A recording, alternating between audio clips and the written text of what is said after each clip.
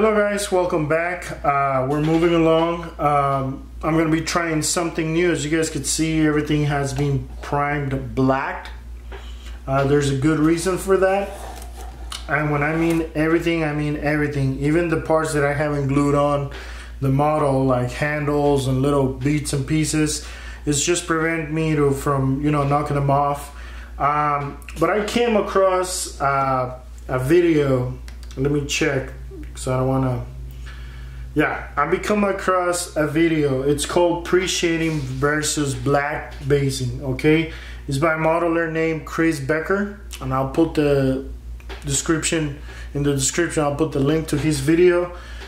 Probably the best demonstration on the two techniques. Okay, if you're not familiar with black basing, what it is, as the name suggests, you paint everything black, then you put a marble coat of paint on the panels, with dots, lines, swirls and all that stuff. You could use different kinds of paints. They don't have to be the color that you're painting it. And then on top of that, you do a misty coat. And so basically is like pre-shading, but not the pre-shading that we're used to, which is the pre-shading of the panel lines with the black paint, which is the normal one that I've used through all my builds. If you want to see a perfect example of pre-shading on my builds, go to the Seafire video that I have, and you can see in the wings how pre-shading looks.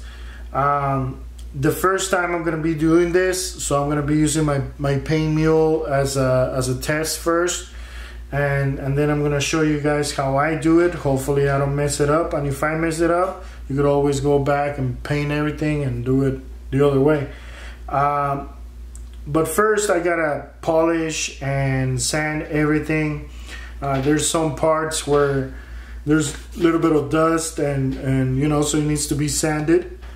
But as far as the technique, we're gonna be using the black basing. I never done that, so I want to give it a go, and hopefully you guys could see, and let me know if you like it, if it's for you. If it's not, then do it the most common way, which is pre-shading.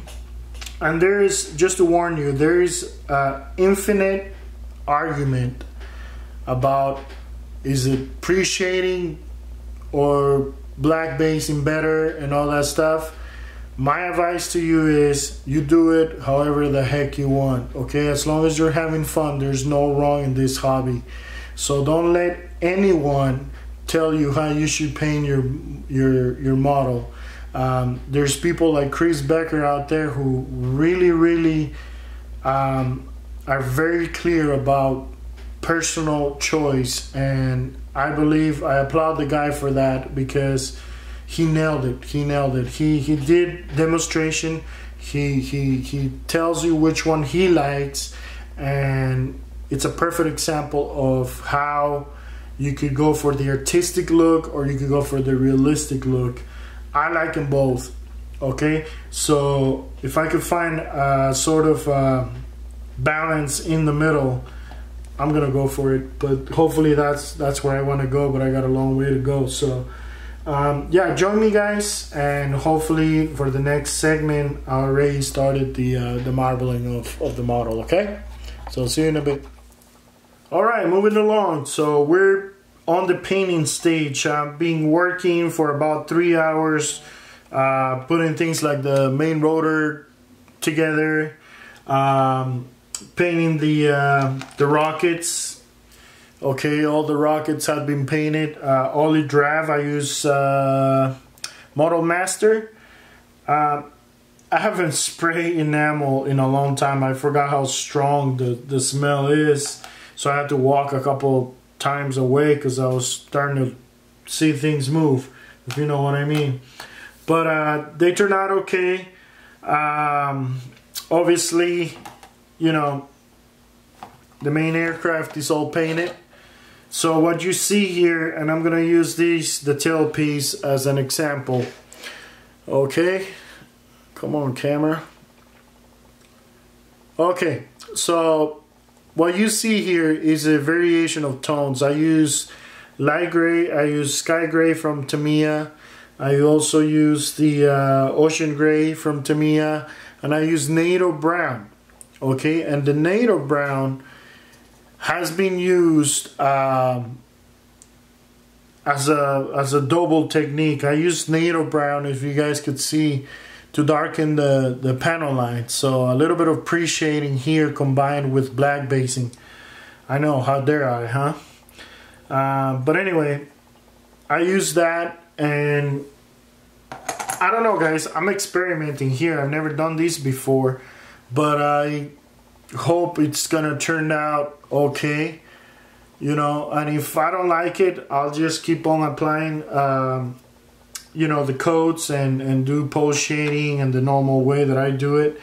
But so far it's looking okay. I still got to glue a bunch of handles and antennas and all this stuff, but I'm gonna be doing that at the end of the build, because I know me, I'm gonna be knocking these things off.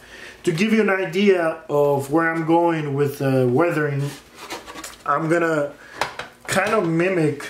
Oops. I'm gonna kind of mimic the box art. Okay, as you guys could see here, for those of you who think that, you know, pre-shading of the panel lines is not realistic, well, I beg to differ. And as you guys could see, you know, some panel lines are darker than the others. Over here you see it, and over here, and of course you see different tones on the panels, and that's where the Black Basin comes in handy. But who's to say that you can't combine both techniques? You do whatever you want and paint it however you want. I mean, don't let anybody tell you how to paint your model, but why not combine both techniques? I think that is not a bad idea. The thing is to have fun, and this is being fun. So so here's the only part of the kit that I've completed so far, and this is the gun. Okay, and as you guys could see, unlike most of the builds that I've seen online, you know, this thing is not painted all black. I decided to paint the harnesses with ghost gray, and just play with the weathering. You know, I have steel for the tip of the barrel. I use browns for different for the ammunition and actuators and all that stuff, and just got fun with it. You know, I used a picture, and I'll show you the picture as reference. Okay, here's the picture. You guys could see it. Bam. So as you guys could see, it has, you know, hoses and little actuators here, and the tip of the gun, obviously steel and all that stuff. Same for the rotor. Okay, I have different tones here. You could do whatever you want as long as it looks as the real thing. And yeah, just have fun with it. And yeah, that's where I'm at, guys. I want to thank everyone. If you guys haven't checked it out, I made a little demo on how the Black Basin works, and so far I've had good feedback. If you get a chance, just read the comment there. Okay, guys, so I feel like hitting myself on the head. I started painting the Apache, and I realized I hadn't hit record. So I just kept on going. I don't want to touch it right now because it's freshly painted. But just to give you an idea, I haven't painted the tail, so I'm gonna do that. Okay, if I can move everything out of the way. Give me a second here. So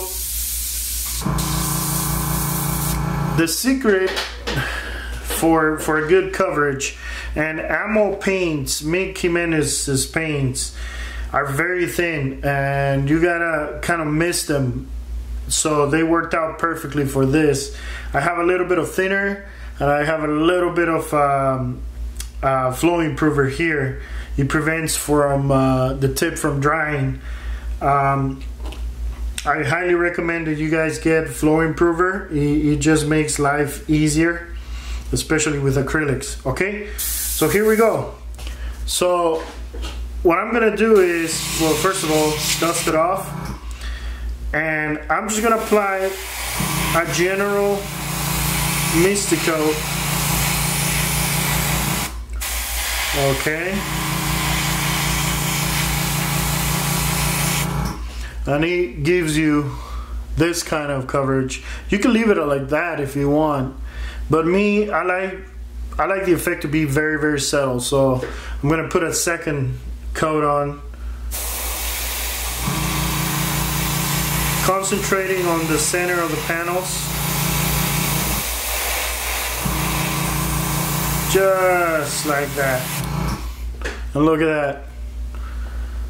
These paints are awesome, by the way. Kind of hard to get used to them, but if you're in the right temperature and you thin them really good, it gives you that effect right there. So it's pretty cool.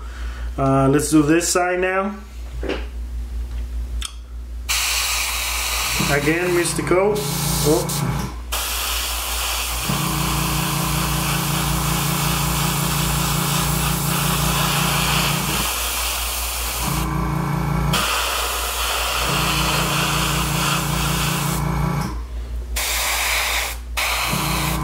Okay, again, you can leave it like that, and